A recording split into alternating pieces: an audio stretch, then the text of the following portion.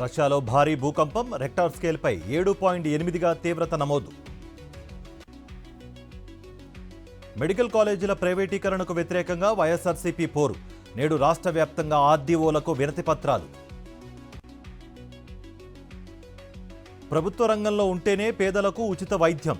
Medical కాలేజీలను ప్రైవేటీకరించకుండా అడ్డుకోవాలి. YSRCP శాసనసభాపక్ష భేటీలో YS Jagan దిశానిర్దేశం. నేడు ఢిల్లీలో రేవంత్ రెడ్డి పర్యటన, వాణిజ్య సదస్సుకు హాజరు కానున్న సీఎం. రాహుల్ ఓట్ చోరీ ఆరోపణలపై కేంద్ర మంత్రి Kishan Reddy counter. Voter list ఎవరు సిద్ధం చేస్తారో కూడా తెలియదని వ్యంగ్యాస్త్రం.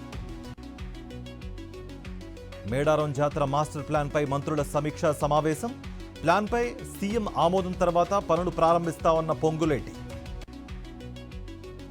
ఈ నెల 21 నుంచి 30 వరకు బతుకమ్మ వేడుకలు. పూల పండుగకు ఏర్పాట్లు సిద్ధం చేస్తున్న ప్రభుత్వం.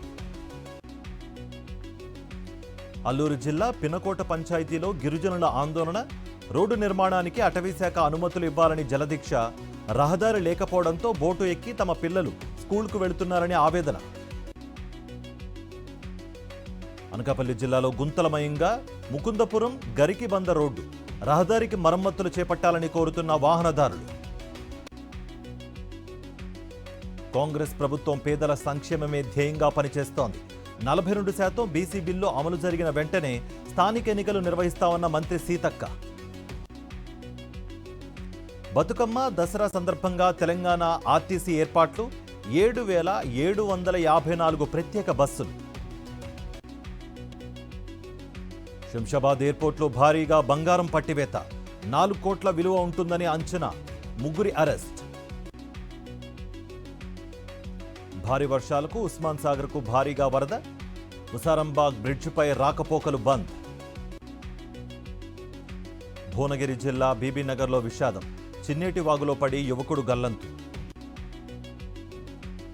మేడ్చల్ పోలీస్ స్టేషన్ పరిధి కిస్టాపూర్లో పోలీసుల కార్డన్ సర్చ్. శాంతి భద్రతలకు విఘాతం కలిగితే కఠిన చర్యలు తీసుకుంటామన్న డీసీపీ కోటిరెడ్డి. అల్లూరు జిల్లా చింతపల్లిలో గంజాయి ముఠా గుట్టురట్టు. 2 అరెస్ట్, 40 కేజీల గంజాయి స్వాధీనం. జోగులాంబ గద్వాల జిల్లాలో గంజాయి సాగు చేస్తున్న వ్యక్తి అరెస్ట్. 9 గంజాయి మొక్కలు స్వాధీనం. నేపాల్ ప్రధాని సుశీల కర్కీకి ప్రధాని ఫోన్. శాంతి స్థాపనకు అండగా ఉంటామని హామీ. భారత్లోనూ జెన్సీ ఉద్యమం వస్తుందన్న రాహుల్ గాంధీ.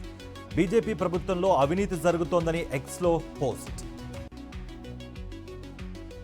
అమెరికా క్యాపిటల్ భవనం ఎదుట ట్రంప్ బంగారు విగ్రహం. బిట్కాయిన్ పట్టుకున్న దృశ్యాలు సోషల్ మీడియాలో వైరల్.